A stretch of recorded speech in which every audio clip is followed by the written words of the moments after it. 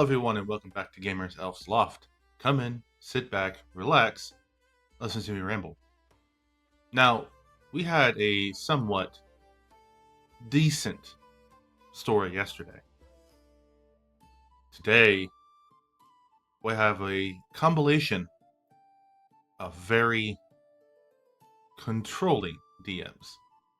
Now, there are some points where the DM has to command respect and demand attention for story moments, something like that.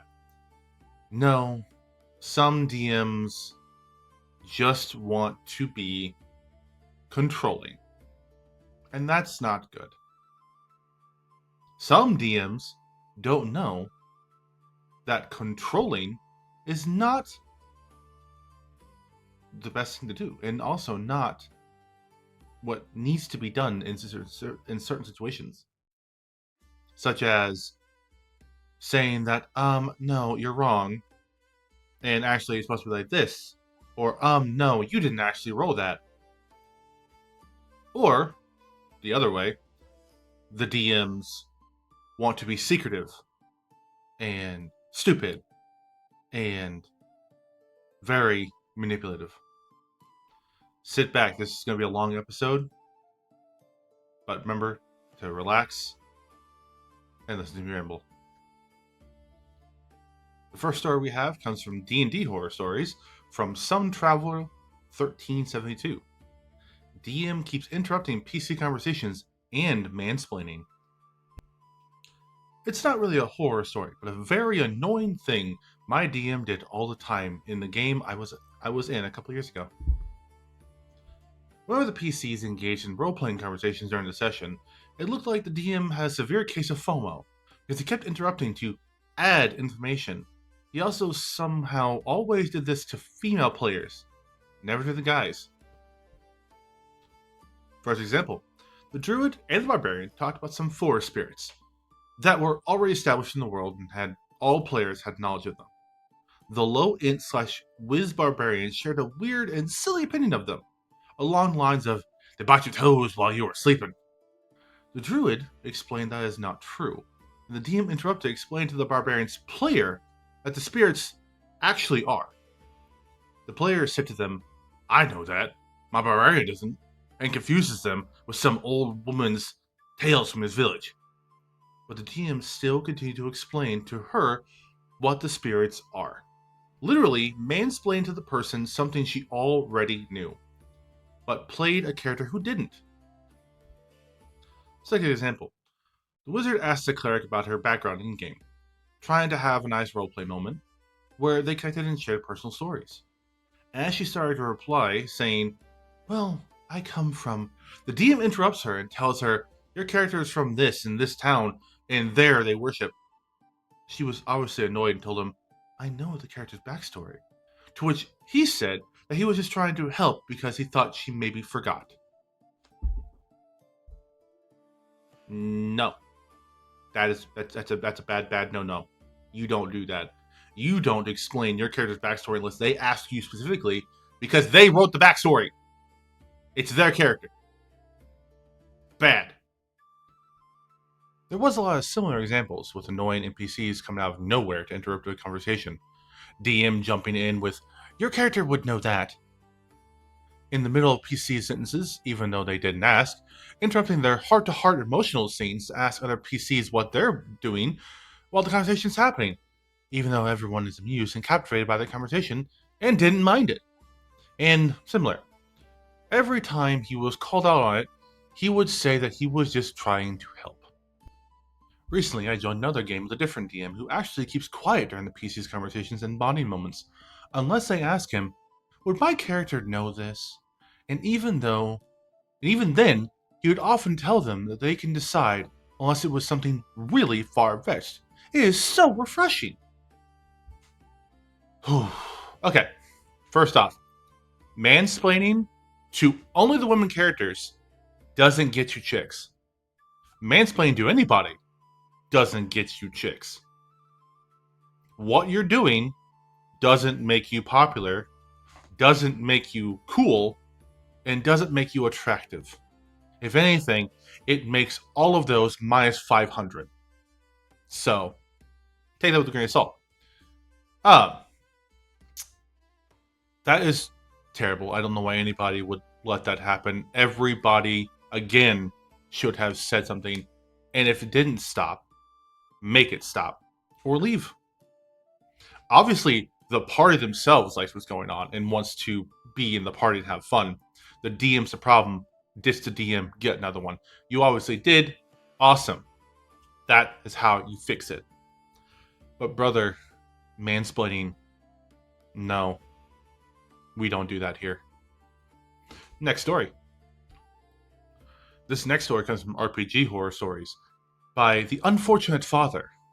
DM wants to control my character, constantly tries to single me out. Some context. We are currently nearing the end of our custom Rise of Tiamat campaign that we've been playing for a few years now. It's a lot of fun, but I have some gripes. 1. Since the beginning, the DM has targeted me. All enemy attacks hit above my high AC every time. The other players encourage the DM's behavior. They say things like, "You're the tank." Well, how come they never want to be tank? 2. Even though my character cannot swim because he has little strength and wears heavy armor, he has been trying to make me fall into water or force me to swim since level 3. And he wants to drown my character. 3. I'm a pretty happy-go-lucky kind of guy, but he kind of keeps making my character's backstory tragic and traumatic. He uses concepts like child abuse, torture, genetic alteration, unplanned parenthood, and religious radicalism as story beats my character. Why can't my character just be happy? 4. He has removed all of my character's friends from the game. Every time my character makes a connection with a PC or NPC, they either turn into religious nutjobs worshipping, or the character retires from venturing, or is murdered. The only real friend my character has left is an elf, and probably a femboy. 5. 2 sessions ago, in a blatant attempt to destroy my character, he tricked me into fighting a dragon in a duel. Easy fight. Get good, Dragon Skilled. The latest and worst issue is that we're in the femboy elf's backstory arc now, and we are chasing down the god he sends for, probably in an attempt to either retire or kill my character's last friend. He already cast Disintegrate on the elf, so that proves his intentions. At the end of the session, he announced that I would have no control over my character at the beginning of the next session. No saving throws, no intervention of any sort. I built my character to withstand these things. He's a paladin with a minimum of +5 on all his saving throws. He has an eldritch mind. He deserves better. The worst part is that he makes memes about it. All the other PCs think they're fine. They all laugh. No one comes to my defense. What do I do, Reddit? How do I get my DM to treat my character and I with respect? Unfortunately, you don't. There is nothing that's going to help with this. He is going to continue singling you out for some odd fetish reason. And yeah, if all the other people are not seeing a problem or are, if anything, supporting this behavior, you leave that entire friend group and make a new one. That is not what D&D should be, what TTRPG should be. Again, it is people coming together for fun and for laughs. If you are the person being laughed at by everybody but you, you leave. Next story. Last story of the day comes from RPG Horror Stories from Gardevoir Ellie. DM ruins my character's backstory with a tiny homebrew rule he didn't tell me about. Be me. Come up with a gnome bard character I really want to play. Gnomes live to be like 500, and I want to pull of a kind of exception subversion of the whole horny bard trope. So I set it up that she was a retired grandmother of 14 kids to 5 husbands. A ridiculous amount. But when you're 309 and most of your partners are humans, the scope starts to fall into reason. The concept being she had so many kids and started adventuring because she was so obsessed with being remembered. Character introduction comes around. Describes how my num was very old. Other players, how old? Me. It is rude to ask a woman her age. Other players, no. How old is she, OP? I sigh. 390. My DM immediately starts laughing. No, she's not, OP. Gnomes age like humans in my world. What?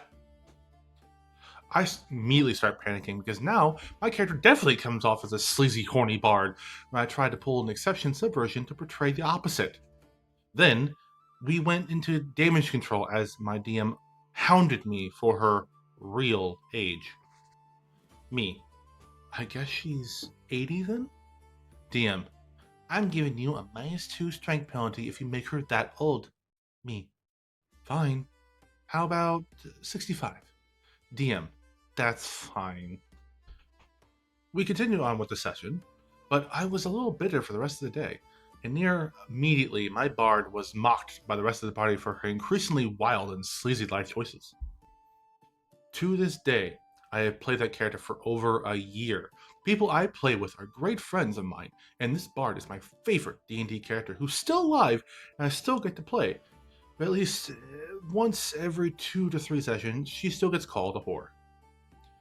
I accept blame that I should have asked my DM more questions, but I was pretty new to the game and never imagined a DM saying, yeah, you don't live as long as the book tells you. My guy, let her have the 390-year-old gnome. Just let her have it. That's just why. Also, Session 0. Session 0 tells players what they can and can't do while they make their characters. That's the whole point of a Session 0. Name the place, time, and characters. Backstory included. These things have to happen at all times during Session 0s. What happened? Yes, OP, you should have asked more questions about what you can and can't do with your character. But Session 0s also help you ask those kind of questions, and also, if there are special homebrew rules, then the DM needs to tell you about them. That's how the game works. You can't just suddenly say, oh, homebrew rule time. We don't do that. That's not how this works. But yes. Alright, everybody.